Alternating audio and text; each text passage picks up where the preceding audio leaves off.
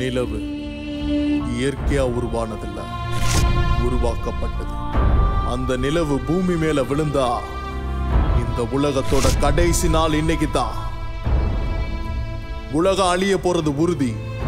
இந்த அழிவை பத்தி முன்னாடியே சிலருக்கு தெரிஞ்சிருக்கு. அவங்க இங்க வந்துகிட்டு இருக்காங்க.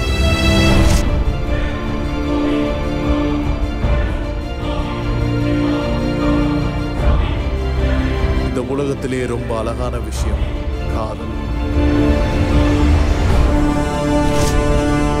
ஆனா இந்த அழிவு வெறும் மரணமா இல்ல, இன்னும் வாழ்க்கை தொடருமான்னு கடவுளுக்கு தான் தெரியும்.